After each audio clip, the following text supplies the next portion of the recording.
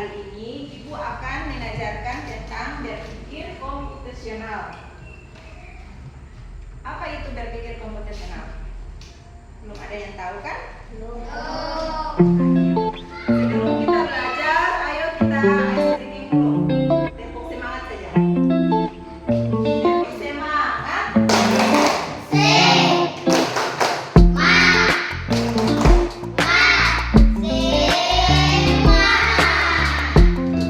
anak-anak, jadi berpikir komputasional. Tujuan dari pembelajaran yaitu agar siswa mampu menjelaskan konsep tentang cara berpikir komputasional dan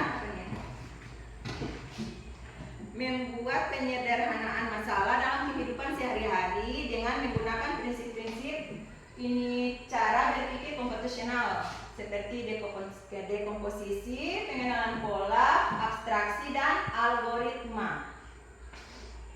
Ya, oke. Tadi kan sudah pertanyaan tematik sudah.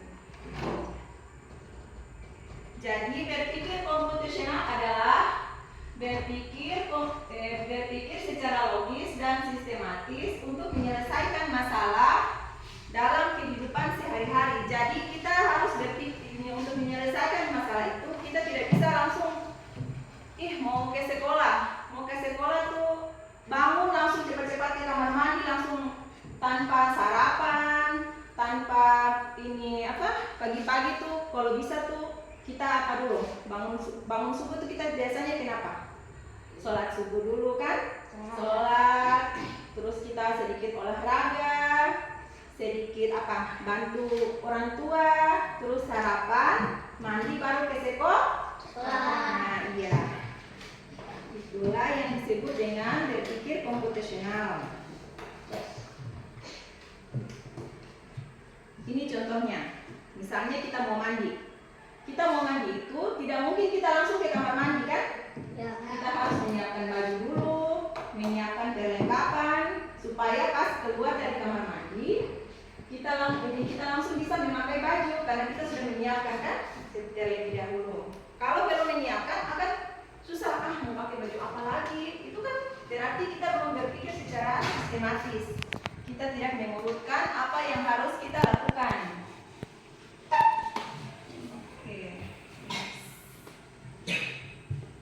Ya, ini adalah berpikir komputasional secara dekomposisi.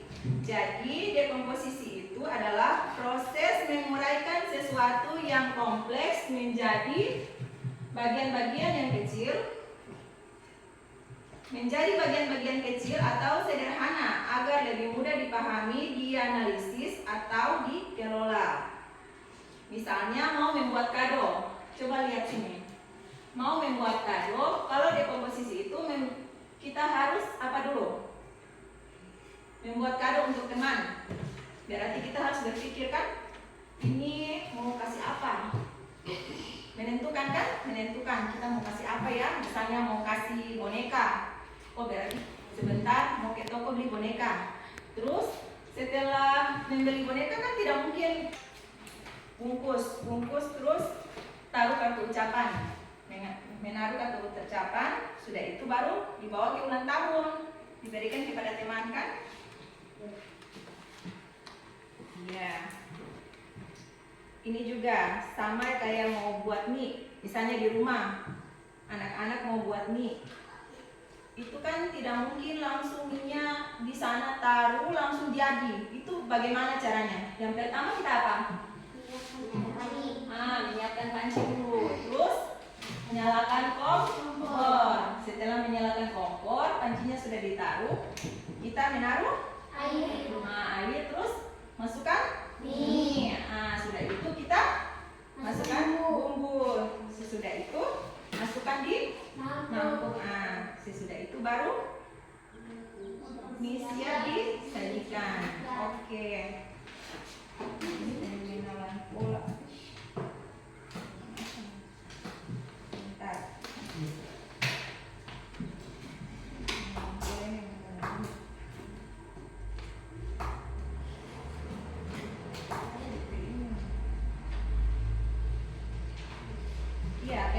pola. Pengenalan pengenalan pola adalah kemampuan untuk menemukan kesamaan, perbedaan, atau keteraturan dalam suatu kumpulan data, peristiwa, atau objek. Dengan kata lain, pengenalan pola berarti melihat hubungan atau pola yang berulang. Jadi di sini ada contohnya. Ini ibu mau kasih tugas tentang ini. Ini pengenalan pola. Misalnya ini satu kan? Ini satu berarti bentuk kotak. Nah, bentuk kotak. Terus yang kedua tiga. Yang ketiga bulat. Terus yang keempat apa itu? Bentuk wajib. Nah, yang kelima bentuk apa? Segi 6. Terus yang keenam segi 5. Nah, itu. Aku mau kasih tugas. Ini bagi dua orang sudah. 2 orang bikin satu.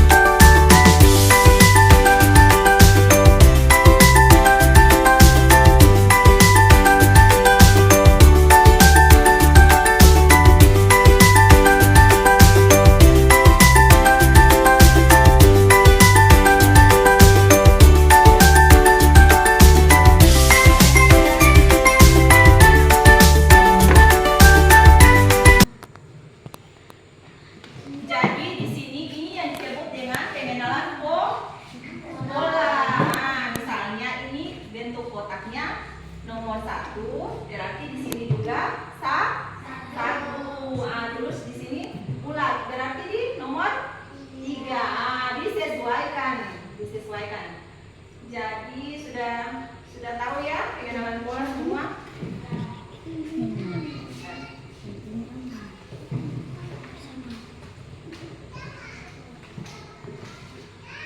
Jadi kita lanjut lagi dengan permainan.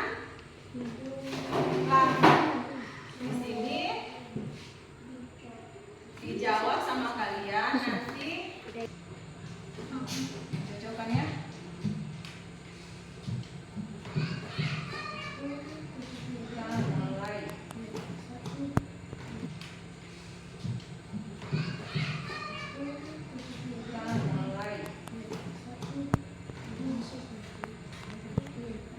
Ya, ini apa? Gambar apa ini? Gambar apa ini?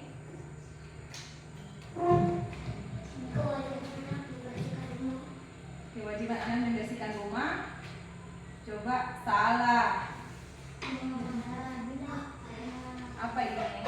Ini kewajiban atau hak? Anak dari saya.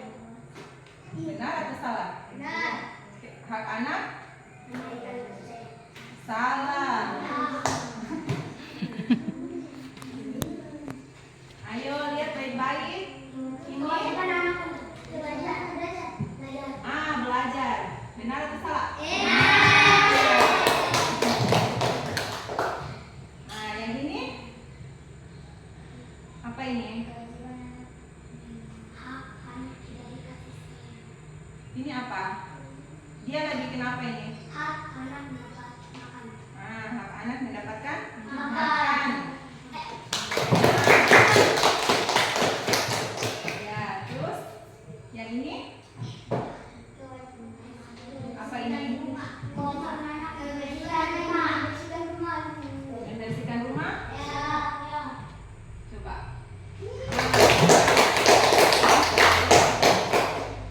Terus yang ini Hak anak diberi kasih sayang. hak anak Diberi diberi kasih sayang. Terus yang ini apa? Hak anak bermain. Hak anak bermain.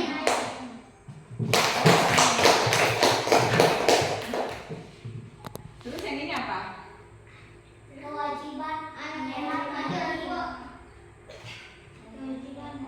Kewajiban hemat energi. Benar atau salah? Benar. Terus yang ini? Kewajiban anak orang tua. Oke. Artinya semua.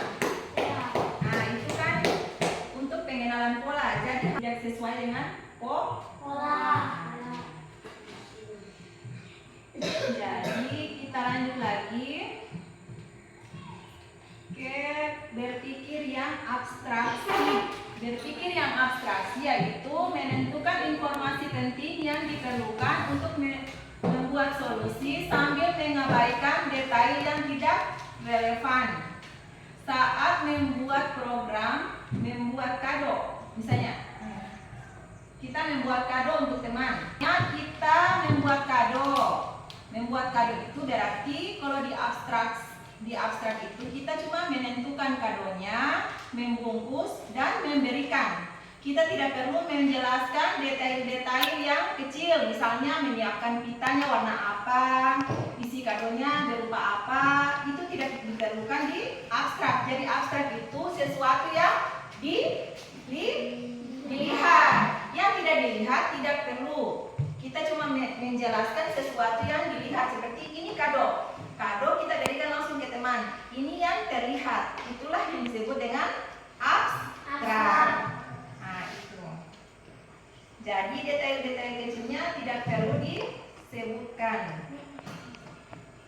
Terus berpikir algoritmik. Berpikir algoritmik yang teratur dan logis untuk menyelesaikan suatu masalah dengan langkah demi langkah. Dengan berpikir algoritmik kita membuat urutan langkah yang jelas, tepat dan bisa diulang agar hasilnya selalu benar, seperti resep makanan atau petunjuk membuat sesuatu. Misalnya kita membuat mie. Kita membuat mie itu kan kita harus panaskan air, terus masukkan mie dalam air mendidih, terus tunggu. Nah, ya. Terus masukkan bumbu. Ya. Kalau urutannya tidak sama, misalnya kita membuat mie, kita masukkan dulu apa? Masukkan mie dulu, tidak masukkan air duluan. Pasti mie-nya tidak jadi. Itulah yang disebut dengan urutan algoritma. Oke, sekarang Ibu ada tugas buat kalian. Tugas lagi. Tugas LKPD. Ini anak-anak dibagi 4 kelompok lagi. Dibagi 4 kelompok ya. Diurutkan ya. Misalnya ini merah di sini. Ini nomor 1, 2, 3, 4. Jadi diurutkan. diurutkan, dilihat, sesuaikan, baru dikasih lem.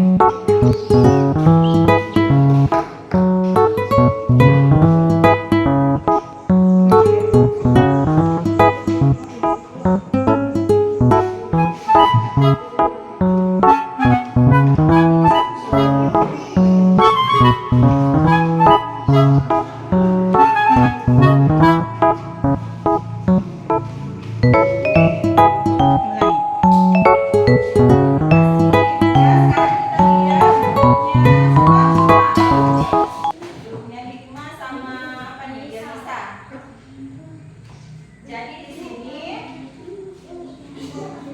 pengenalan polanya dari yang pertama merah, kuning, hijau, biru. Yang kedua merah, ungu, biru tua, biru muda. Terus merah, orange. Apalagi nih, Hikmah coba bisa menjelaskan warna apa saja? Merah, orange, ungu. Nah, coba bilang ke teman-teman. Ungu, kuning, hijau. Nah, ini teman-teman coba lihat di sini.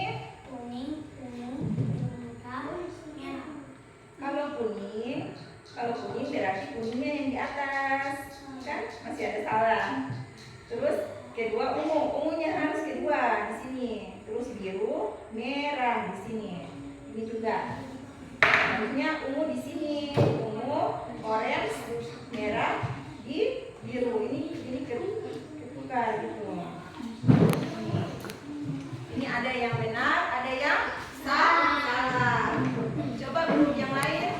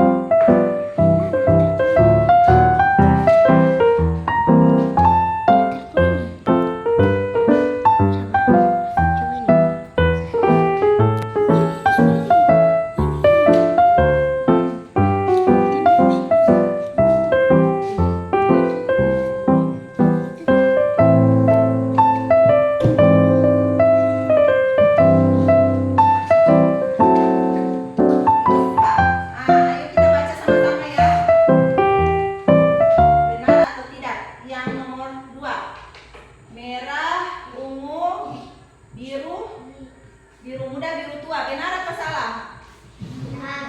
Lihat dulu, benar atau salah? Salah. Seharusnya kan biru muda ya, biruan. Terus biru tua. Ini kan salah. Terus merah, orange, ungu, biru. Benar atau salah? Nah, benar. Terus ini lagi hijau, ungu, kuning. Apa ini? Ungu ya? Kebalik ya? Jadi ini salah. Terus yang ini juga kuning, ungu, biru, merah. Berarti benar. Ya, jadi ini sudah tahu. Berarti sesuai urutannya berarti pasti benar. Jadi sampai belum? Kesekian ini semuanya masih ada yang salah ya, berarti masih ada yang belum bisa menentukan pola. Pola itu harus berurutan. Kalau tidak berurutan berarti masih tidak benar, masih salah. Itulah yang disebut dengan berpikir secara sistematis dan logis, harus berurutan. Ya, oke lah anak-anak, sampai di sini dulu.